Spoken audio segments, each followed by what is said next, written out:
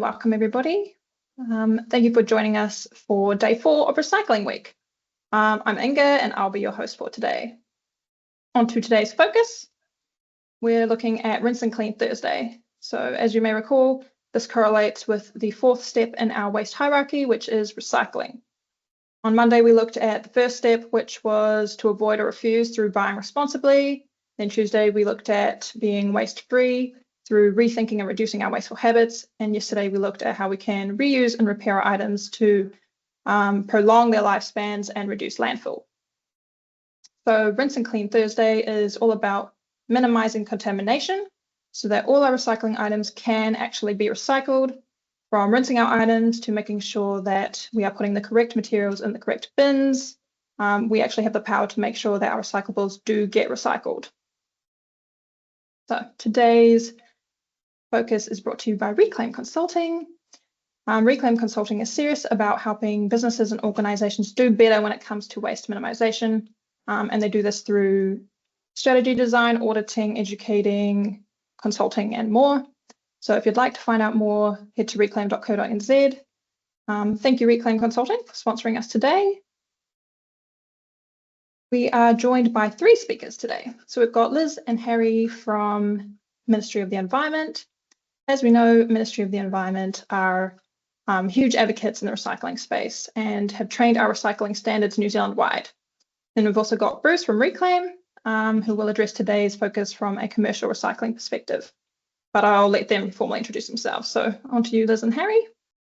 Thank you. Kia ora koutou, ko Liz Butcher tuku ingoa. I am the manager for our Kerbside Improvements and Food Waste team, and I'm joined today by Harry Livesey, who is a senior policy within the team as well. And so we're going to talk to you a little bit about our current curbside recycling system and some changes that were introduced earlier this year. So earlier in February this year, marked a big change for household recycling in New Zealand. Hopefully some of the images on the screen are familiar to all of you. For the first time ever, New Zealand now has a common set of materials that are collected in household curbside recycling bins. This means that councils must collect these items, and council curbside recycling collections, no matter where you're located in the country, collect the same items. So why does this matter, and why did we make these changes?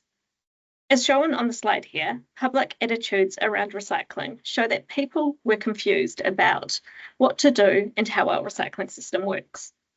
It also shows that trust in our recycling system has been low. Research suggests that people recycle when it's easy and when they are confident that it is the right thing to do. Having mixed messages leads to confusion, reduces trust, and undermines the motivation to recycle. So this brings me to some of the kind of key drivers for making these changes earlier this year. Prior to standardisation, our fragmented system wasn't performing well.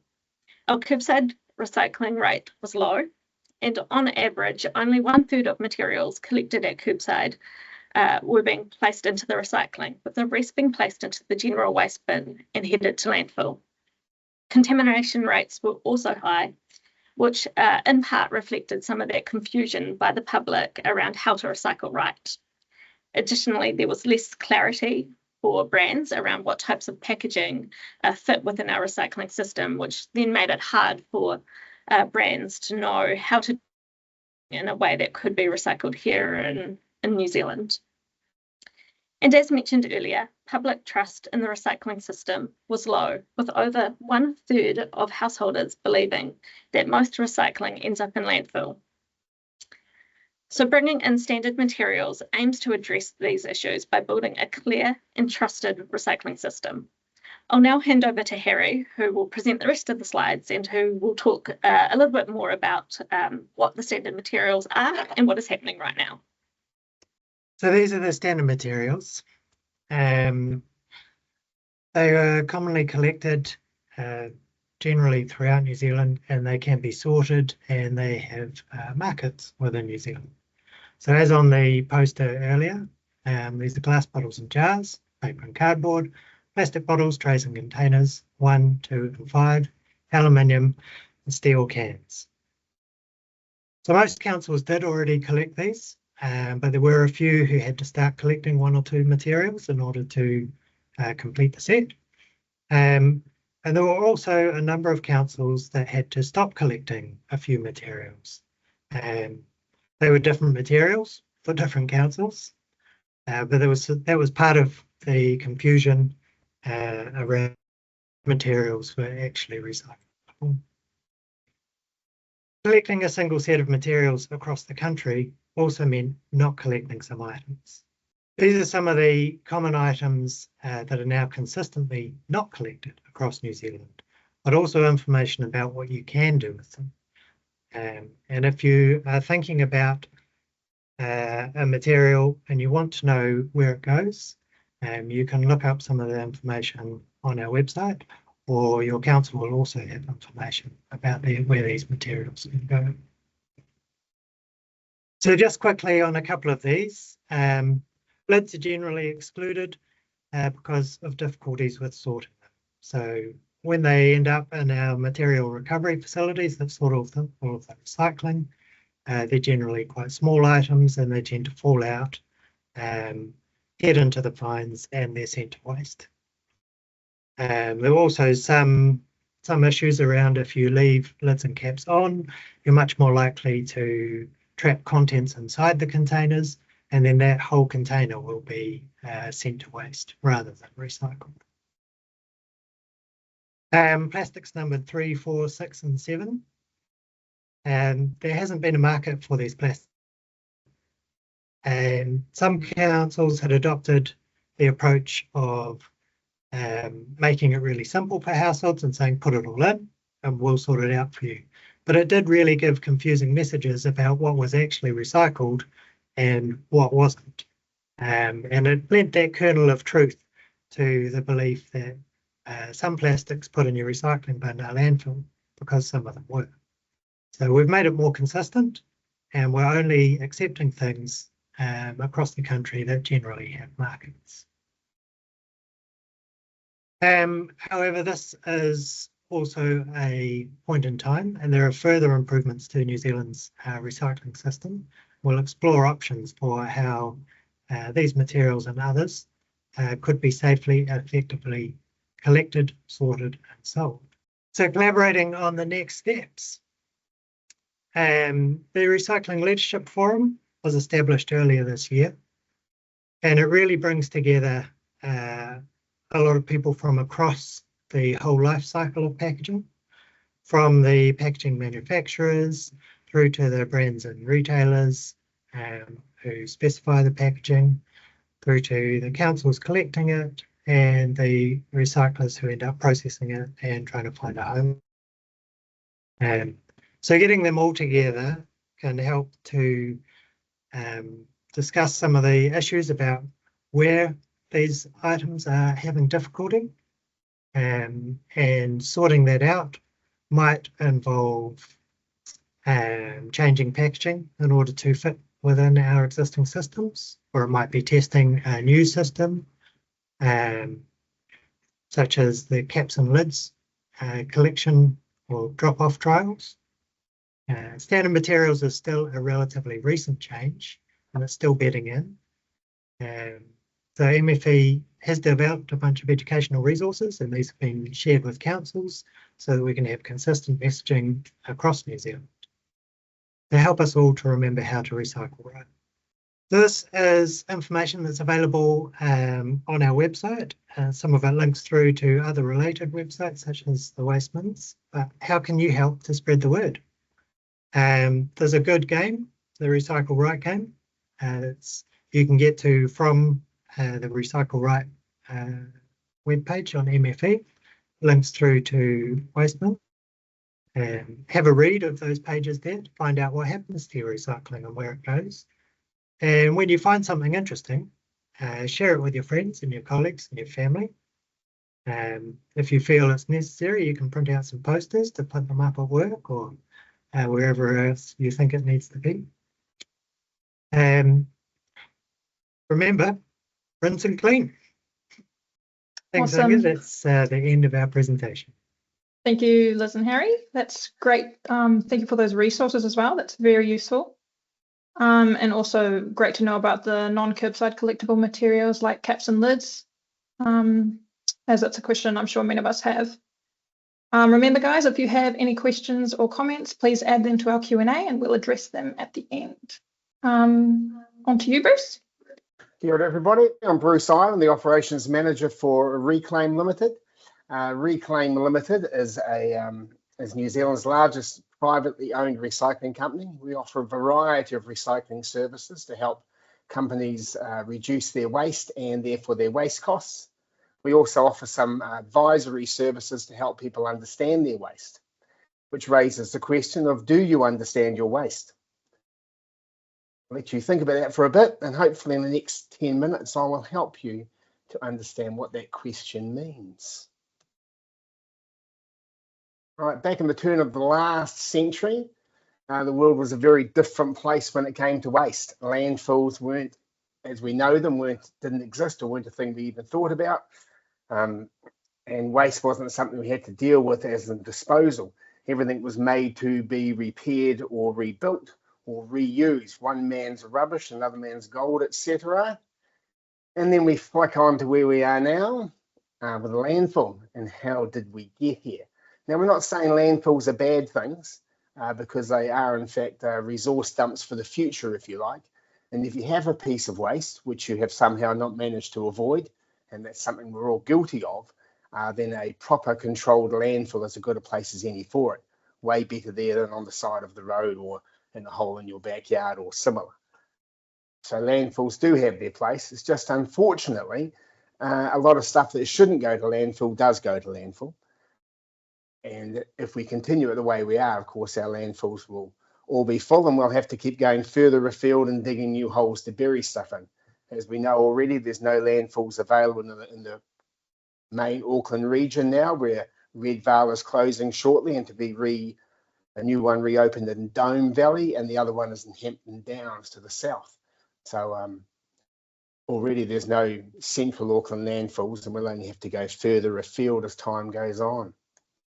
So the waste hierarchy, we all should be familiar with that, and we know where we would like to be, but where are we?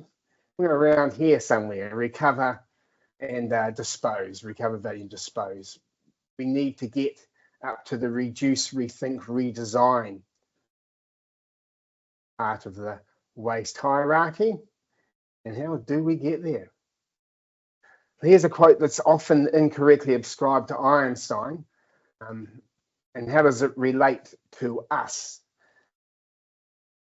Relates to us and how we understand our waste. So if we continue to do what we've always done, we'll always get what we've always got, which is landfills full of material.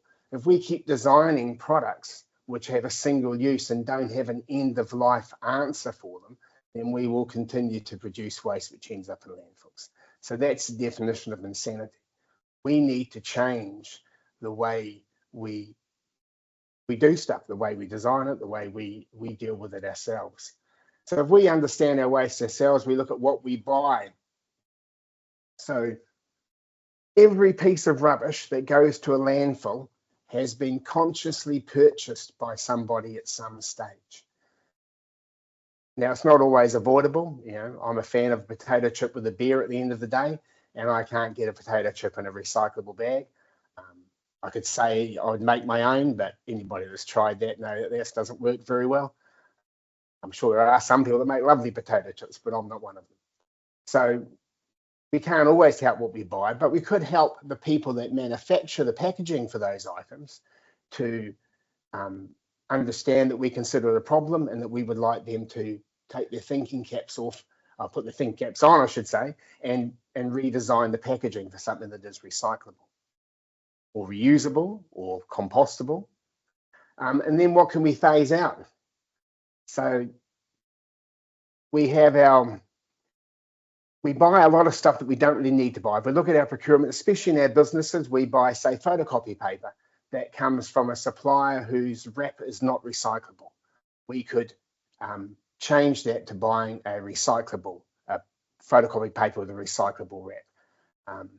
We could take away disposable cups, disposable single-use bottles, disposable straws, blah, blah, blah. The list goes on. We can choose what we don't purchase in the way of waste. Do we need a new TV every year? What can we reuse or repair? This has been the focus of some talk this week already. The right to repair movement is gathering strength, which is wonderful to hear. When I was a lad, we used to do, if we had a toaster or a kettle was a prime example, we had the same jug kettle from as long as I can remember until I moved out of home. We probably had, 4 different elements in that kettle over that point in time, but we had the same kettle because we could repair it. They were made to repair. You could go to the local shop and buy a kettle, buy an element for your kettle.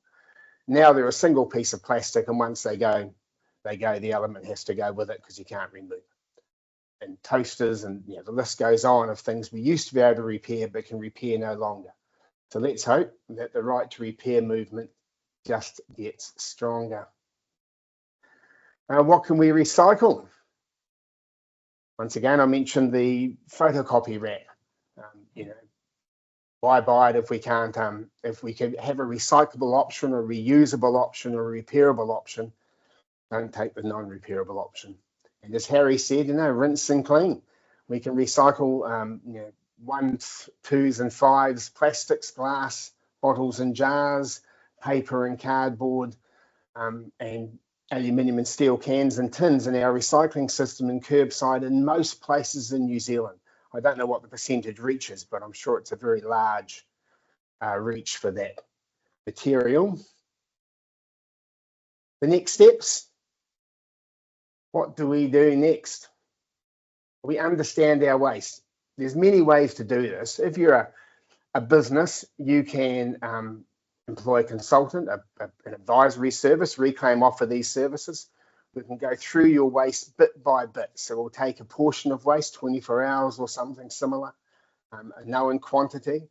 We will bring it into our yard. We'll sort it bit by bit. We'll separate the cigarette butts if such a thing still exists. We'll separate each wrapper. We can tell you where it was generated in your business, hopefully, or you can tell us that, and then we can tell you what percentage could have been recycled, what percentage could have been compostable, and what percentages were divertible. And then you can look at it and go, geez, do I need to buy this particular product, which is 35% of my terminal waste is made up of a particular product which may be avoidable. Understanding your waste is very important in that aspect. Once we understand our waste, we can change our approach, change what we buy, and then change how we use it, change some of our processes so we don't have to have those products. We've had wonderful success with some of our customers who have gone and changed their suppliers. They had a coloured shrink wrap to meet their company branding. When they realised that coloured plastic film was harder to recycle and had very little value compared to clear film, they got their suppliers to put everything in clear film wrap. Wonderful solution, nice outcome. And of course, reduce your waste. As I said earlier, every piece of rubbish that we have, we consciously purchase. So, we make that. We are the problem as such, and that we purchase the items that we have to throw away. So think clearly, think hard about everything you buy. Pillows are a good example I like to use. You can buy a cotton wrapped, feather-filled pillow. At the end of that pillow's life, you can separate it, put it in your compost, use the outer for rags, or put the outer in your compost. It's all going to go away nicely. It's not going to end up in the landfill. And if it does end up in the landfill, it won't cause us huge problems forever, though it shouldn't end up in the landfill. Or you could buy a polyester-filled, polycotton lined pillow, which is going to end up in the landfill at the end of the life because there is no other use for it. The power is in your hands and the choice is yours. Thank you very much for your time. Awesome. Thank you, Bruce. That was very insightful. If we've got any further questions and comments, feel free to pop them in and we'll go on to answering them now. Sorry, I've actually got a question myself. So earlier this week, we talked about buying responsibly. And as you just mentioned, Monday, procurement Monday. What is the most recyclable material? Either or wants to answer. I think it depends, really. There are some things like steel and aluminium or glass, where the process of recycling them, you end up with an identical material that comes out the other end. But those materials are also relatively heavy and take quite a bit of energy to remelt, and have extraction impacts on in the first place. So it depends. You do the waste hierarchy. You do have to weigh up a bunch of competing factors. Recycling is useful, but it's not always the answer. Reuse can often be better if you're going to use a strong, durable material.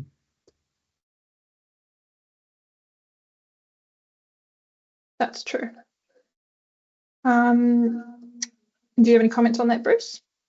Well, as Harry said, glass goes round and round and round without losing anything ever. So one glass bottle can be turned back into another glass bottle, another glass bottle, another glass bottle. But, you know, if you're shipping it from Gore to Auckland, there is some energy, transportation considerations, and don't get into the whole waste accounting process, because the environmental accounting, because that's a very difficult one to put your finger on. But yeah, look, glass bottles are great. Plastic bottles, if disposed of properly, are not a problem. So PET bottles for the energy and transportation, etc., as long as they're disposed of properly, a PET bottle can go back in New Zealand, in fact, can go into a meat tray. That meat tray can be turned back into another meat tray. Thin virgin layer on top, recycled layer underneath, thick recycled layer underneath, time and time again. The problems with plastics, if they end up in the environment, they're a problem. Whereas if glass ends up in the environment, it's just a health and safety risk for the cup. It doesn't cause us any environmental drama. It'll just eventually break that back down into sand. But as Harry said, it depends. Very true. So we've got another question here for Ministry of the Environment. Have any decisions been made on whether or when the tranche 3 of plastic phase out will happen? Thanks. I can take that question. So no decisions have been made yet. The Minister for the will be seeking a decision from Cabinet on whether or not to progress with that third tranche of single-use and hard-to-recycle plastic phase-outs. But if progressed, the regulations would likely not take effect any sooner than mid-2026, which is a little bit later than originally signalled. But keep an eye on the MFE website. We will update that with more information once a decision has been made, or reach out to one of us at MFE if you do have questions or concerns or anything you'd like to discuss around the tranche 3 phase outs.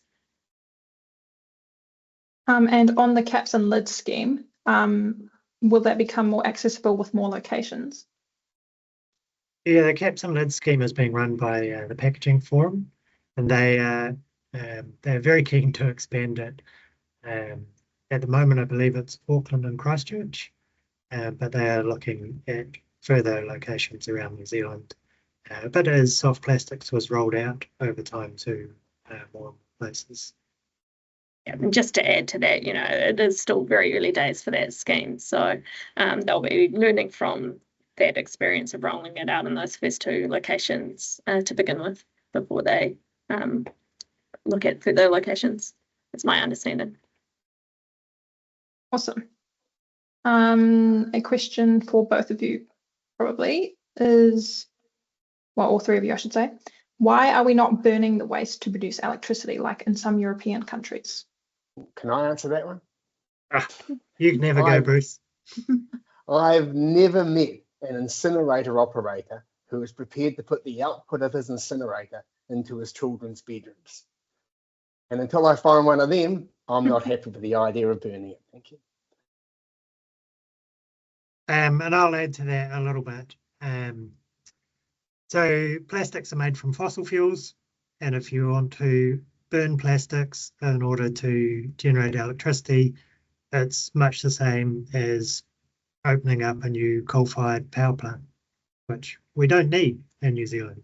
We have plenty of renewable electricity generation, and if we start burning our plastic waste for energy, we're going to increase our greenhouse gas emissions and the greenhouse gas intensity of our electricity system.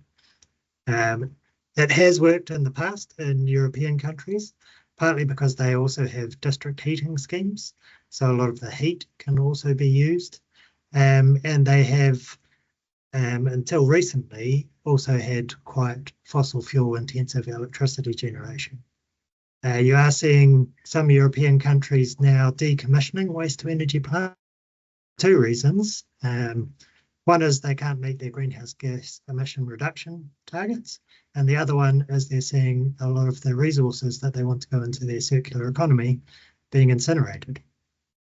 So there are a number of European places that have decided that waste to energy plants are no longer a good idea. And New Zealand can leapfrog that. We don't need to repeat the mistakes that have been made in other places. We can go straight to more circular solutions. Excellent points, yeah. Okay, we're just going slightly over time, so I'll have to cut it off there.